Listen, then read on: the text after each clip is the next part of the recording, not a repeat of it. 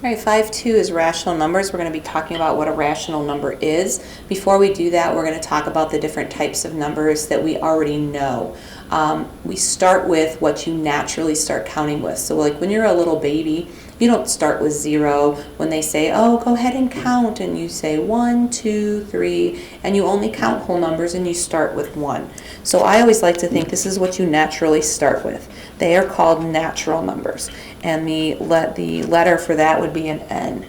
And natural numbers include the set of numbers 1, 2, 3, ... to show you that it goes on forever. They're whole numbers. There's no decimals, there's no fractions, there's no 0. Then you get a little older and they introduce to you the concept of 0. So as soon as 0 is added to the natural numbers, we call them whole numbers. And we would use a letter W to represent a whole number. And so that set looks just like the natural numbers, but we add 0. So that is the set of whole numbers. Then you were introduced last year to integers. That would be the set of whole numbers and their opposites. It's the number line up in the front of the room. So we call those integers. And the integers are the set of whole numbers and their opposites. That's the definition. So that means I'm going to start at one end, ... -2, -1, 0, 1, 2, ... goes in both directions. Here's the whole numbers, here's their opposites. Notice still there are no fractions, no decimals. Okay, so where do those belong? That's pretty much almost everything else. So rational numbers is the last group of numbers. It's the last set. Call them rational. And they use a Q, and I believe that the Q, I don't know if it's not, it's a pretty good reason why. The Q is for quotient, because a rational number is something that can be written in the form A over B. It can be written in fraction form. So, and because a fraction is like a division and quotient is division, that's what I think Q is for, because R's can all, you'll learn about something else later on down the road for R's. So that's why we're using Q for this. They can be negative fractions, they can be negative mixed numbers, positive mixed numbers, they can be decimals that can be turned into a fraction. They can be negative numbers, integers, they can be whole numbers. Anything that can be turned into a fraction, into fraction form, is considered a rational number. So rational is a number that can be written as A over B. B can't be 0. B cannot be equal to 0 is what that means, because you can never have a 0 on the bottom of a fraction.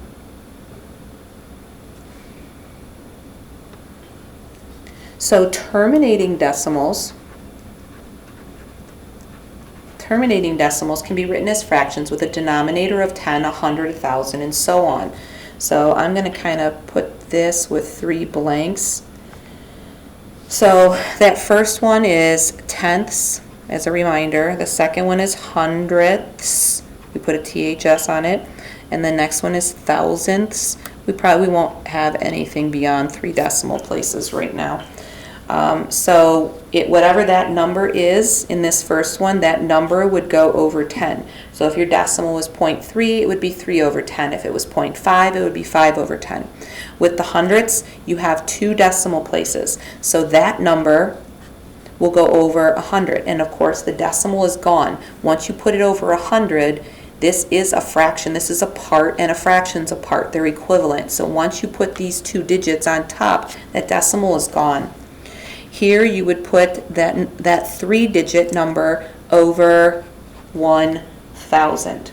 Okay, so that's what we would do if we had a terminating decimal. A number such as pi is called irrational.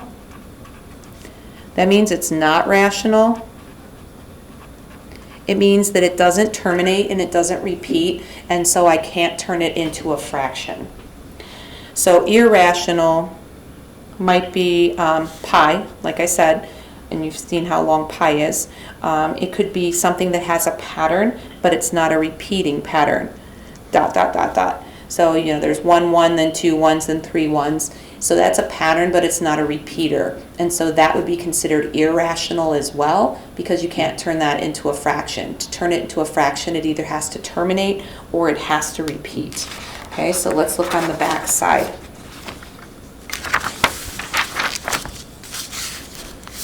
All right, so some of this is review. We're turning fractions into, or numbers into fractions. So if we have a mixed number, we're going to turn the mixed number into improper. So it's in A over B form. We've got 3 times 5. Remember, the denominator times the whole number, and then the whole number plus the numerator. So we've got 3 times 5 is 15, plus 2 is 17, and then the denominator, the number of the size of the pieces, doesn't change, so that stays a 5. Okay?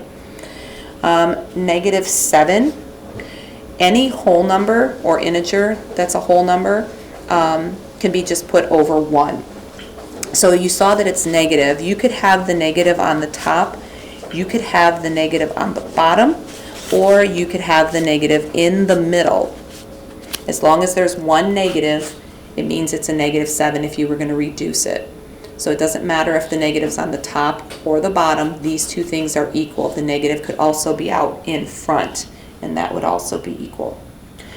All right, so remember we had that 1 decimal place is tenths, 2 is hundredths, 3 is thousandths. So if I have 2 decimal places, I'm going to put that number, those 2 digits, will become 14 now over 100, and then you would have to simplify. If I had 2 digits, but it was like 03, the 0 isn't needed, but because it has 2 places, you make sure you put it over 100. The number of places is the number of zeros you need on the bottom. A 0.7 would be 7 over 10. 1 place, 1 0. Okay? Over here, we're not going to worry about the math of it. This is like a proof why this works, but you just need to know that it works. I'm going to tell you that single digit repeaters go over 9. Okay, so we divided one on the other side. Remember we did 5/9 and got 0.5 repeating. We did that on the other side. Well, if you did 1/9, you would get a 1 repeater. So if I had a 2 repeater, that would be 2/9. If I have a 3 repeater, that's 3/9, which reduces to 1/3. If I have a 0.4 repeater, that's not a 4. If I have a 0.4 repeater, that didn't work very good. It's 4/9. We already did the 0.5. Let's look at 0.6 repeating, which would be 6 over 9, which would be 2/3. Okay, so some of them will look like that. So single digit repeaters go over 9. I'm also going to add another little trick over here. If we have double digit repeaters, double digit repeaters go over 99. Okay, 2 9s if it's a double digit repeater. So if I had 0.12 repeating, it would be 12 over 99. I'll divide them by 3 and I'll get 4 over 33. If I had 0.18 repeating, both of them repeating, then it's 18 over 99. I'm going to divide that by 9 and I'm going to get 2 11ths. Okay? So that means if I have thirds, I could turn them into ninths, and then I wouldn't have to do long division, right? If I had 1/3 and times it and got ninths, because I know that ninths are going to be the top number repeating.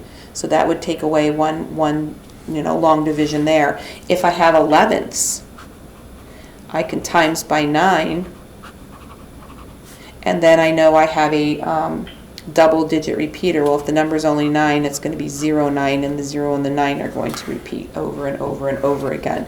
If I had -5 11ths, I'm going to times by 9. That's going to give me -45 over 99, which will give me -0.45 repeating, double digit repeater. So I can go work backwards that way too. All right, so we're going to turn into fractions. Again, denominator times top plus. Okay, 1 times 5 is 5, plus 1 is 6 over 5. Any whole numbers, whether they're positive or negative, we just put a 1 over them or under them. 0.7, 1 decimal place goes over 10. That's tenths. 2 decimal places goes over 100, but we do have to reduce. Let's divide by 4, 8 over 25. A repeater goes over 9. If it's negative, put the negative in front. So a 1 repeating goes over 9, but it's negative, so keep the negative. A double-digit repeater goes over 99, and I cannot reduce that any.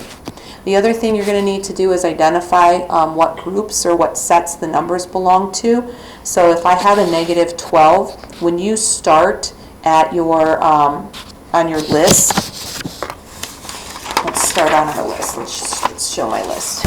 Here's my list. So I have the natural. Do you see any negatives? No. Whole? No. Integer? Yes. If it's a whole number's opposite, not a fraction, then it is an integer. And wherever you start, it's everything else below. Because can I turn this into a fraction? Absolutely. I can put a 1 under it, and so that means if it can be turned into a fraction, it's also rational. All right, so you see a decimal, 8.5. That decimal, there's no way it's going to turn into a whole number of any sort. So these 3 it can't be, but can I turn 8.5 into a fraction? Yeah, I can make it 8.5, and then I can turn it into improper. So the only thing that one is rational. 852. So 852 would be considered here because it is a whole number from 1 up, right? It goes forever. If it is natural, it fits into every other category. It's also whole. It's also an integer because that's whole numbers and its opposite. And it can be turned into a fraction if you put a 1 under it. So this one is natural, whole, integer, and rational.